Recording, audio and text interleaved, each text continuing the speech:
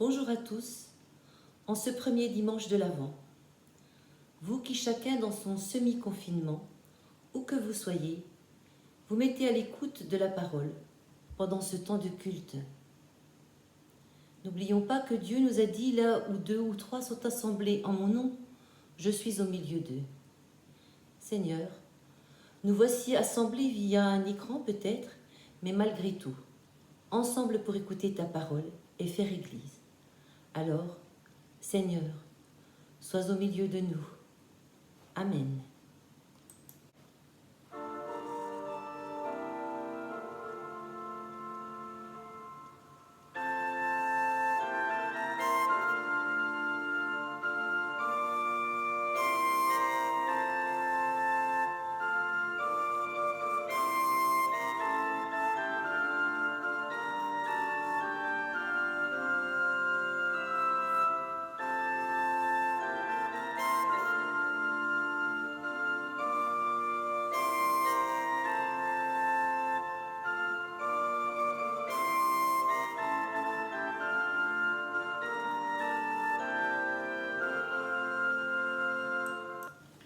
Proclamation de l'Évangile. Lecture dans l'Évangile de Marc au chapitre 13, les versets 32 à 37. Cependant, personne ne sait quand viendra ce jour ou cette heure, pas même les anges dans les cieux, ni même le Fils. Le Père seul le sait. Attention, ne vous endormez pas, car vous ne savez pas quand le moment viendra. Ce sera comme lorsqu'un homme part en voyage, il quitte sa maison et laisse le soin à ses serviteurs de tenir sa maison. Il donne à chacun un travail particulier à faire et il ordonne au gardien de la porte de rester éveillé. Restez donc éveillés, car vous ne savez pas quand le maître de la maison reviendra. Ce sera peut-être le soir, ou au milieu de la nuit, ou au chant du coq, ou le matin. S'il revient tout à coup, il ne faut pas qu'il vous trouve endormi. Ce que je vous dis là, je le dis à tous. Restez éveillés. Seigneur, ta parole est la vérité. Sanctifie-nous par ta vérité. Amen.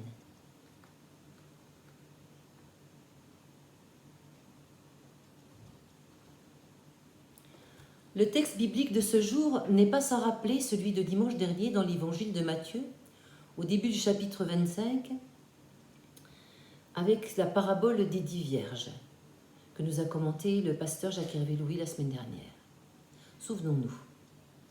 Sur 10 jeunes filles qui attendaient l'arrivée du marié, avec leurs lampes allumées, 5 n'avaient pas prévu d'huile pour les recharger et s'étaient retrouvées absentes le moment venu parce qu'elles avaient dû aller en rechercher.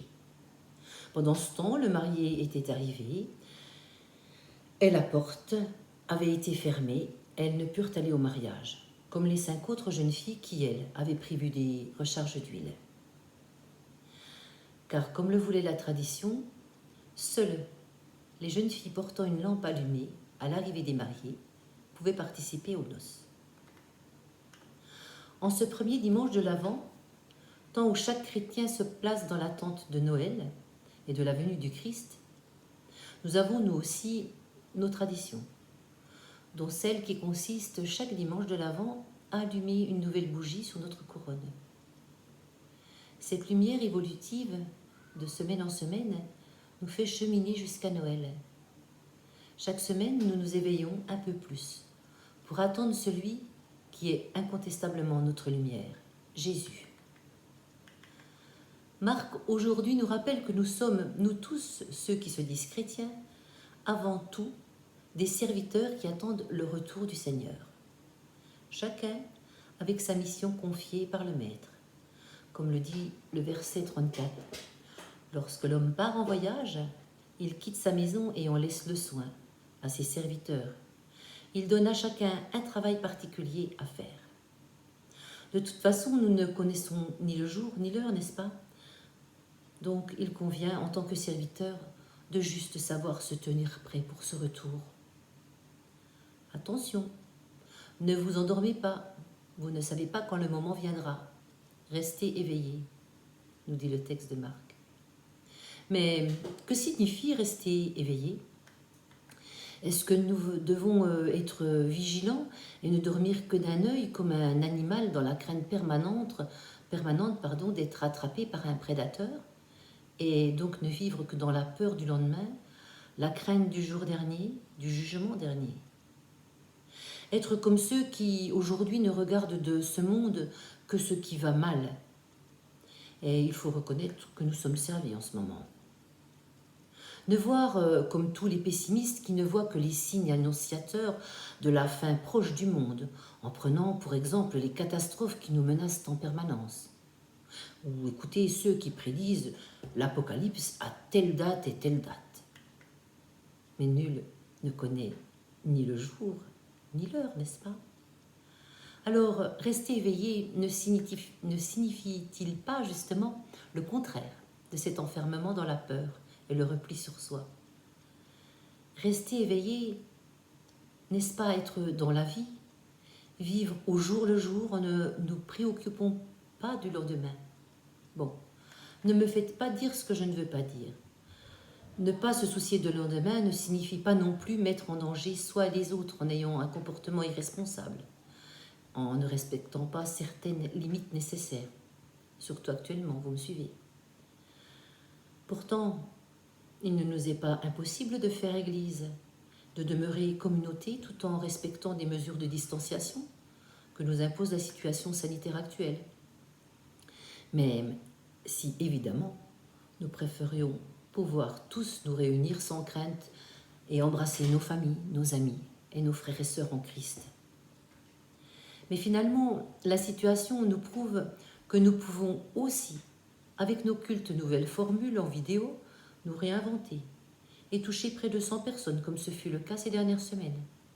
Alors que dans nos temples, le dimanche matin, nous dépassons rarement les 15 membres présents. Donc, être éveillé, rester vivant, il nous faut rester actifs, entretenir la flamme et aussi demeurer des veilleurs efficaces. Il nous faut chacun continuer la tâche que le Seigneur, notre Maître, nous a confiée lorsqu'il est parti. Il nous faut cultiver et savoir utiliser nos talents et les faire fructifier chaque jour, pour chaque jour mieux servir nos frères et nos sœurs en humanité. C'est cela être prêt, c'est cela être un veilleur. Des veilleurs qui alimentent la flamme inlassablement, des veilleurs qui font vivre la parole enseignée par le Christ, des veilleurs qui se tiennent à la porte, prêts à faire chaque jour la volonté de Dieu.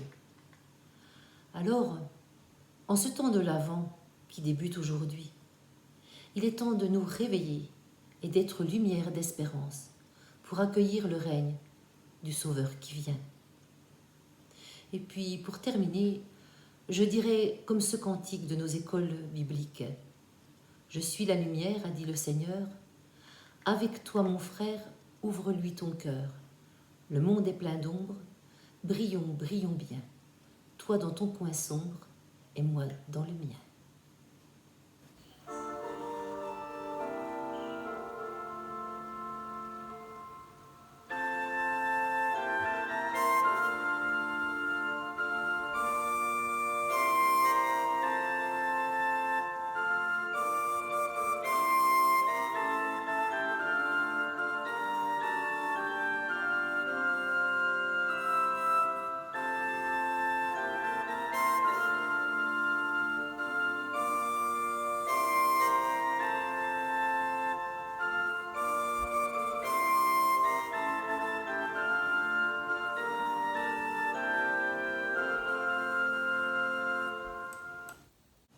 Prions. Seigneur, nous te prions pour que tu viennes en aide aux désespérés, que les épreuves du quotidien submergent. Aide-les à trouver ta porte vers la vie, malgré la douleur qui les accable. Aide ceux qui souffrent à lutter contre le mal qui les afflige. Sois leur soutien, leur appui, pour qu'ils demeurent debout. Seigneur, nous te prions pour tous ceux qui chaque jour, chacun selon son travail et ses engagements, sont au service des autres. Aide-les à tenir face à l'ampleur de la tâche. Aide-nous, Seigneur, à te servir comme tu nous l'as demandé. Fais que chacun de nous puisse être des femmes et des hommes qui s'engagent pour plus de justice, d'équité et être lumière vivante dans ce monde. Seigneur, aide-nous à être des veilleurs, à accompagner tous ceux qui sont dans le malheur, la souffrance, la peur du lendemain. Et ensemble, Seigneur, tu nous invites à prier avec ces mots que Jésus nous a enseignés. Notre Père qui es aux cieux, que ton nom soit sanctifié, que ton règne vienne, que ta volonté soit faite sur la terre comme au ciel. Donne-nous aujourd'hui notre pain de ce jour. Pardonne-nous nos offenses comme nous pardonnons aussi à ceux qui nous ont offensés. Ne nous laisse pas entrer en tentation, mais délivre-nous du mal, car c'est à toi qu'appartiennent le règne, la puissance et la gloire, pour les siècles des siècles. Amen. Ce petit temps de culte se termine, et voici le temps de nous quitter et de recevoir la bénédiction. Que la grâce et la paix vous soient données de la part de Dieu. Prenez soin de vous et des autres. Veillez les uns sur les autres. Allez dans la paix du Seigneur, au nom du Père, de son Fils Jésus-Christ et du Saint-Esprit. Amen. Je vous souhaite à tous un bon premier dimanche de l'Avent, bonne préparation de cette attente de la naissance du Christ. Bon dimanche.